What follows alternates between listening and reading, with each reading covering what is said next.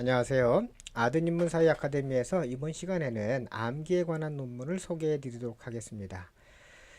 영문명으로는 Memorization Make Progress라고 그래서요. 그 암기가 발전을 만든다, 발전을 이룬다라 그래서요. 뭐 조금 좀 과장되지만 그냥 암기가 최고다라는 식으로 제가 의역을 해서 조금 과장되게 표현해 봤습니다. 저자는 이란 학자들로요. 이 두 분인데 제가 이 발음을 조금 잘 못하겠습니다. 그래서 워낙 철자가 어려워서 제가 함부로 발음해서 이분들의 이름을 또 잘못 발음해서 욕되게 하는 것보다 안 하는 게 나을 것 같아서 여러분들 참고하시고 2015년도에 Theory and Practicing Language Studies라고 그래서 그 언어 연구의 이론과 실제라는 저널에 이제 게재가 된 논문이 되겠습니다. 암기가 통상적으로는 상당히 좋지 않은 걸로 이제 받아들이고 있지만 이 두 분의 저자는 학자들은요 그렇지 않다라고 이제 반론을 피는 논문이 되겠습니다. 자, 그러면 내용을 구체적으로 한번 살펴보도록 하겠습니다. 그 암기식 교육은 현대로 오면 이제 쇠퇴를 하죠. 뭐 그거는 여러분들도 다 아시는 것처럼 과거 언어 교육에서 뭐 이 언어 교육만은 아닐 거고요. 아마 과거의 대부분의 교육에서 암기가 이제 주류를 이루었습니다. 그 쇠퇴 이유는 특히 언어 교육에서 쇠퇴하게 된 이유는 의사소통이 현대 언어 교육에서 이제 강조가 되죠. 뭐 여러분들 영어 공부에서 보면은 영어 단어를 무조건적으로 암기하는 행위보다는 우리가 의사소통이 더 중요하다라고 지금 그 학교에서 이제 설명하는 것과 똑같은 이치가 될 것 같습니다. 또 무조건적으로 단어와 같은 또는 문장의 구조나 이 또 문법을 우리가 이제 암기하는 거는 창의성도 떨어질 뿐만 아니라 또 이해력도 좀 떨어뜨리고요. 또 우리가 공부하면서 느낄 수 있는 즐거움도 사실 반감시키기 때문에 그런 의미에서 보면은 이제 암기식 교육은 더 이상 그 ELT 환경에서 즉 이제 영어를 이제 티칭 가르치는 분야에서는요 더 이상은 이제 사용되지 않는 형태로 이제 나타나게 되었습니다.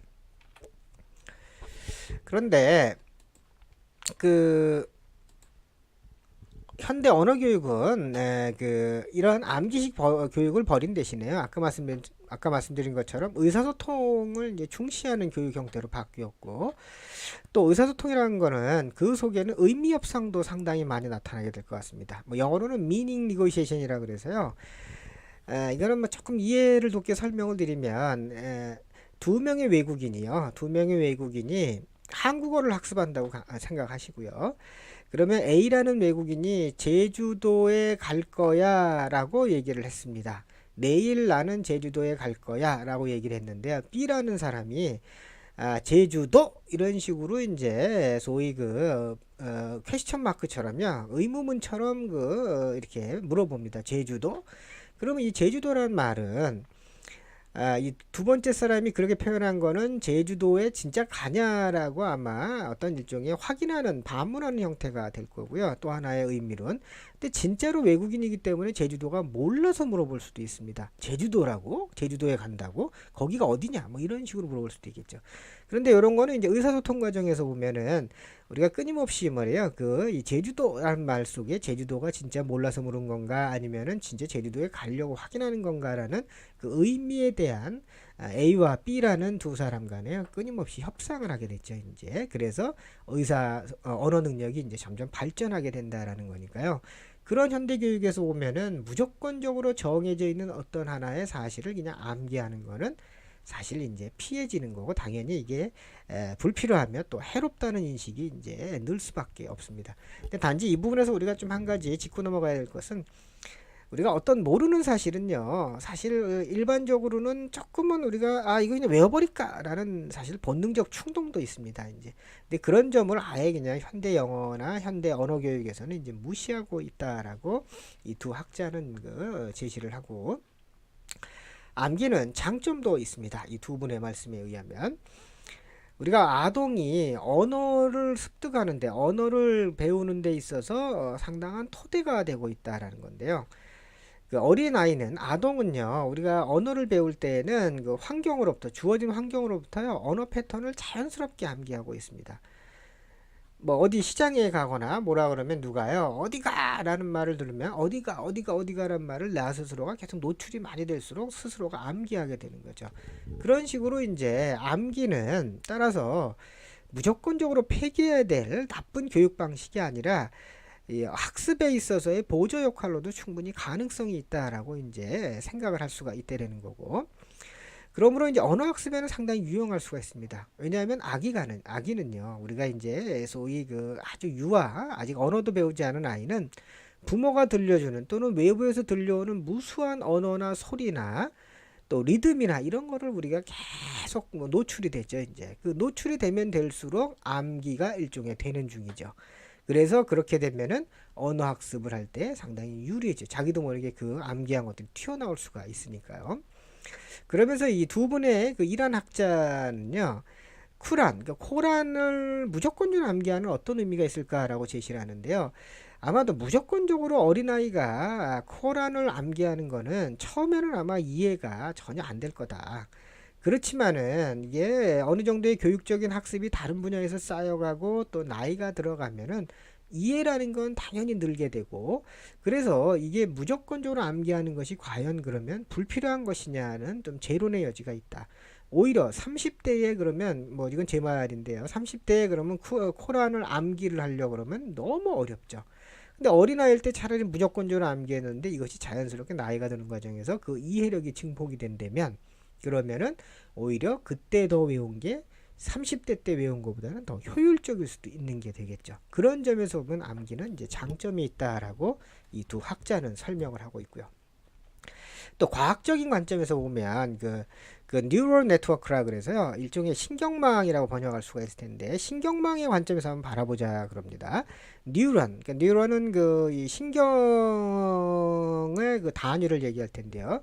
이런 신경을 이루는 뉴런들이요, 외부에서 들어오는 자극이 있습니다. 그런 자극에 몇 번이나 자극이 들어오는가, 또 강도는 얼마나 세고 약한가, 또 그 이 자극이 얼마 동안 지속되는가를 통해서요, 여러 뉴런들이 서로 연결되어 있다고 합니다. 그런데 이 암기는요, 이런 그 이 계속 암기하다 보면 빈도가 느는 거죠. 또 그리고 막 외우려고 노력을 하니까 강도도 세지는 거고, 또 그러면서 그 이 지속적으로 암기하는 그 시간도 늘어나게 되면은, 그러면은 이런 과정이 뉴런들이 아주 복잡하게 얽혀 들어가는 것들이 이제 더 많아진다는 거죠.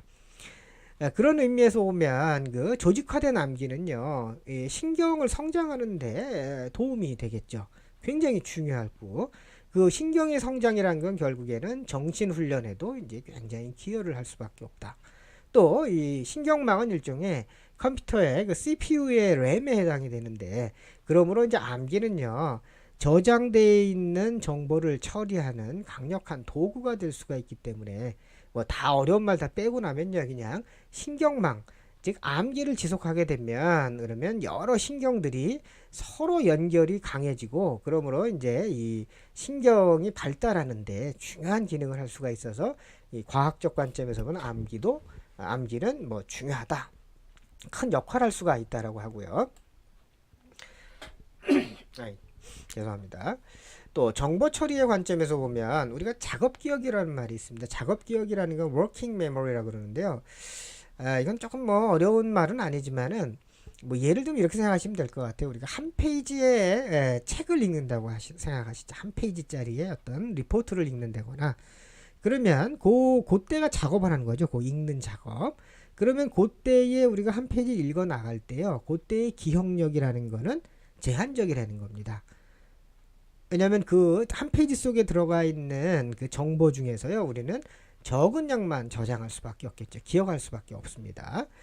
그런데 우리가 이제 한 페이지를 읽어 나갈 때요, 그러면 거기 나오는 무수히 많은 뭐 상당히 많은 정보들을 어떻게 우리가 처리하냐면, 첫째로는 그 한 페이지 속에 들어가 있는 정보 중에서요, 아예 이건 쓸모 없어라 그래가지고 그냥 기억조차 안 하고 지워버리는 거죠. 또 하나는, 여기 지금 몇 번 이제 그 똑같은 단어가 반복된다고 생각을 해보십시다. 그럼 똑같은 단어 반복이 되면, 이거는 요 기간 내가 지금 공부하는 동안에 요 단어는 일단은 외우고 있어야 되겠네 라고 해서 일종의 그 단어나 그런 의미를요, 그 작업, 우리가 책을 읽는 그 한 페이지 읽는 동안에 기억을 하게 되죠. 이제 단기간 동안에요.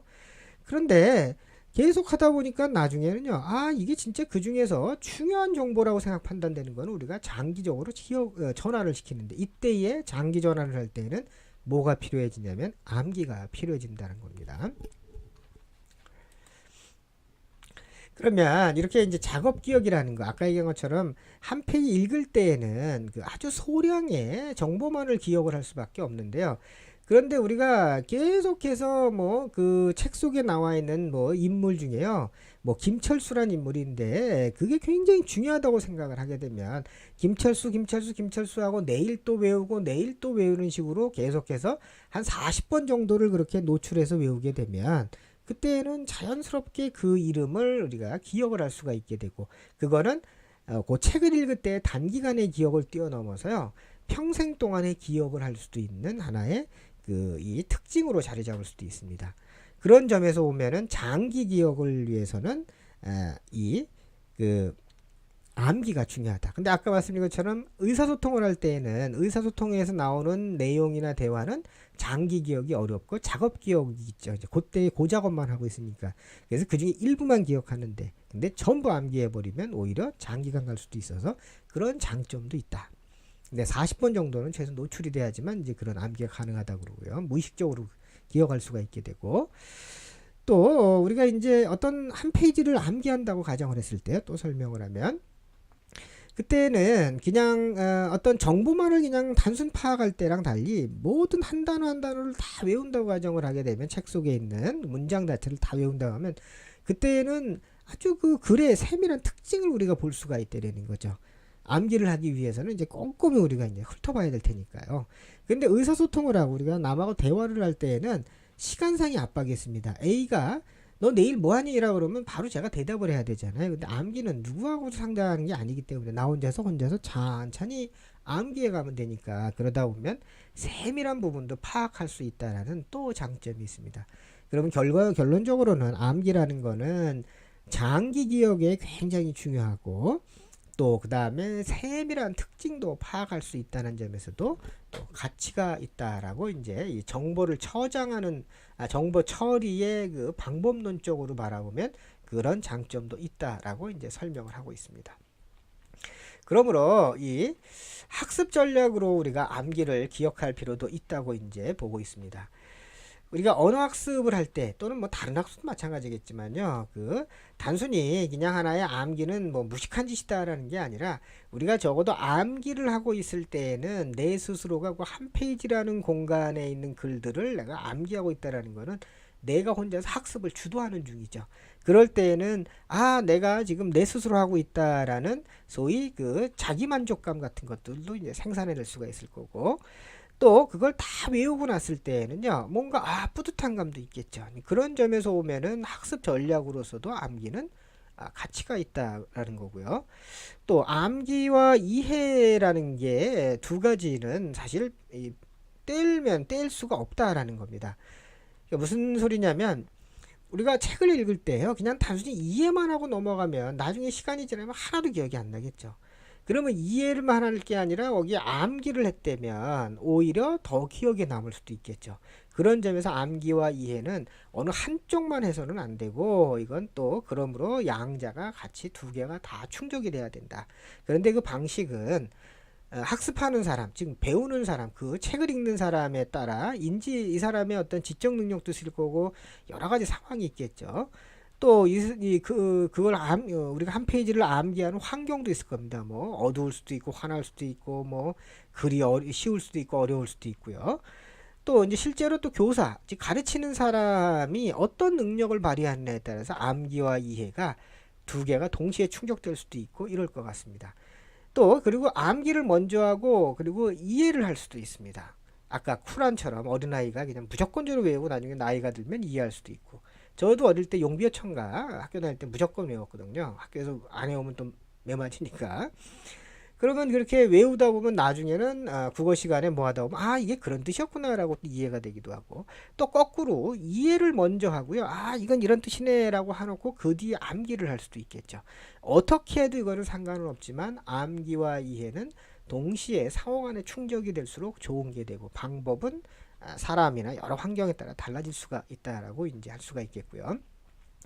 그러므로 암기는요, 무식한 방식이다라고 할 수는 없다라는 겁니다. 왜? 암기는 그 어릴 때는요, 무식하게 단어를 외우는 것 같지만 그 단어가 영어 단어가요, 뭐 이 한 단어, 두 단어, 세 단어 외워가면 외워갈수록 단어를 외우는 어떤 일종의 나름대로의 전략 방식들이 생겨납니다. 그러면 처음에 한 단어 외울 때는 뭐 예를 들어서 10분이 걸렸다. 그러면은 나중에 한 단어 외울 때는 이 10분이 아니라 1분 안에도 끝낼 수도 있는 게 되죠. 그거는 스스로가 뭔가 암기 전략을 계속해서 바꿔가고 또 발전시키기 때문에요. 그러므로 암기가 무식한 방식이다라고 설명하는 거는 그것도 잘못됐다는 게 될 것 같습니다. 그러므로 암기라는 건 이 두 저자는요, 두 연구자는 암기는 이해로 가는 일종의 씨앗과 같다. 여러분들 왜 우리가 현대사회에서는 창의성을 중시하죠. 근데 창의성이라는 것은 궁극적으로 내 머릿속에 뭔가가 들어있지 않고 아무 어떤 빈 상태에서 그럼 창의성이 나올 수 있냐라는 문제도 한번 생각할 필요가 있을 것 같습니다. 뭔가 창의적이기 위해서는 내 머릿속에 어떤 식으로든 간에 기억되어 있는 정보가 있어야지만 그 정보들이 상호 과정을 통해서 자기의 어떤 뭐 특수성을 가지고 뭔가 창의적인 어떤 그 결과물로 도출이 돼서 나올 수 있을 것 같습니다. 그런데 그러지 않고 백지 상태로 있다면은 이게 창의성이 나올 수 있겠냐라는 거거든요. 따라서 암기라는 거는 실제로는 우리가 뭐 이해를 위한 필수 요건만 있는 것은 아니고요. 암기는 학문적으로 어느 정도 선에서는 우리가 필요한 부분인 건 분명한 것 같아요. 그런 의미에서 무조건적으로 외운다라는 것을 너무 비난할 필요도 없는 것 같고, 또 한편으로는 우리가 그렇게 외우는 과정을 통해서요, 뭔가 나름대로의 학습 전략을 또 만들 수 있는 거기 때문에 이 그런 전략들, 암기하는 전략들을 어떻게 우리가 학습에 유효하게 아주 효용성 있게 끌어서 쓸 수 있느냐의 문제인 것이지, 그냥 내팽개쳐버리고 버려서는 안 된다라고 볼 수 있을 것 같습니다. 요즘 이제 이 정치권에서 교육론을 얘기할 때요, 이런 암기 교육과 같은 주입식 교육과 같은 이런 것들은 무조건 폐기하자라고 주장하는 분들도 계시는데, 뭐 그게 반드시 그런 건지 그게 좋은 건지 모르겠습니다. 뭐 대표적인 예가 한국의 경우에 주입식 교육이 악명 높았다는 60년대, 70년대, 80년대, 90년대를 거쳐오는 동안에요.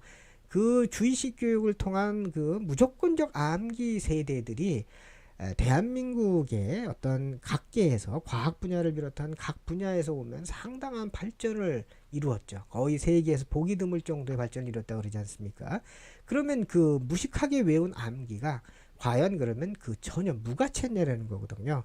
그런 암기가 저는 개인적으로는 암기가 지금 이분도 비슷한 이 두 저자도 마찬가지지만 암기가 기본적으로 일종의 씨앗처럼 그 아래 깔려 있었기 때문에요. 늘 창의적인 뭔가를 만들어낼 수 있는 동력도 된 것 같습니다. 따라서 암기는 상당 부분 필요할 수도 있다라고 이제 저도 공감하고 이 두 학자의 말에 이제 공감할 수가 있겠습니다. 여러분들도 어떤 식으로 생각하실지 모르겠는데요. 자, 오늘은 그 이 암기의 어떤 중요성 또 가치에 대해서 그 두 일환학자의 그 논문을 살펴보았습니다. 다음 시간에는 조금 더 다른 주제를 가지고 여러분들하고 조금 더 이제 생동감 있게 이제 만나 뵐 수 있도록 하겠습니다. 오늘도 좋은 하루 되시기 바랍니다. 감사합니다.